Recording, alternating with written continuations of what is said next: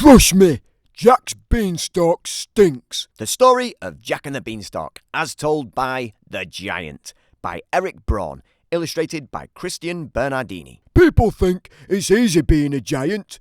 You get to be rotten, grumpy and loud. You're big and tough. You have gobs of treasure.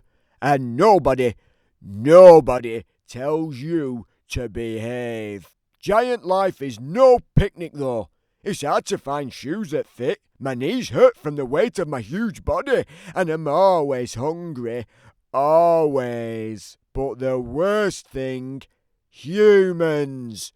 Humans are part of a balanced giant breakfast, but when you're not eating them, they're a real pain. Sometimes they laugh at me behind my back. They call me stinky and fatso. They ring my doorbell and run away. Ha ha ha, very funny.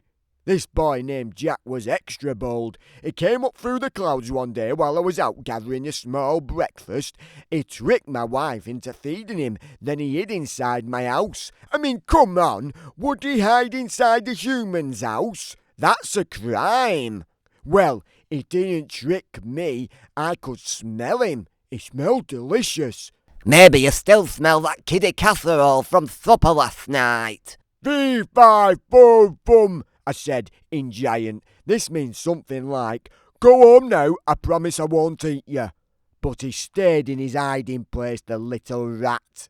After breakfast, I took my nap like I always do. Eating makes me tired, and when I did, Jack stole my bag of gold. Humans, nutritious and sneaky. Some time later, Jack came back again. And again, he tricked my wife into letting him inside. When I came home from picking up a light breakfast, I could smell him. I knew who it was. Maybe you still smell that little dude's stew from supper last night. Fee, fi, fo, fum, I yelled. This can also mean, give me back my gold and we'll call it even. I definitely won't eat you. But it didn't come out. Just like before, I ate my meal and tried to forget about Jack. I relaxed with my goose, the one that lays golden eggs. Soon I took a little snooze. Of course, that pesky boy couldn't let a guy rest. You know what he did? He stole my goose, the lousy, no-good, miserable thief. Last time Jack came round, I called out, fee, fi, fo, fum. This can even mean, darn it, I'm really angry now. My wife and I searched, but I couldn't find him. I kept looking, but soon I got hungry. Big surprise. After breakfast, I enjoyed some lovely music. My golden harp sang to me, and the sound was even sweeter than boy berry pie. I rested my eyes a bit. I've finally forgotten about Jack.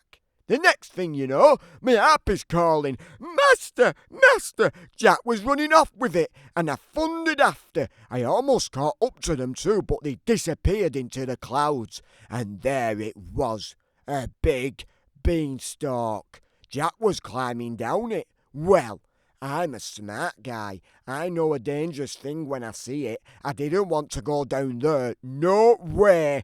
But then my harp called out again. So I went down, down, down.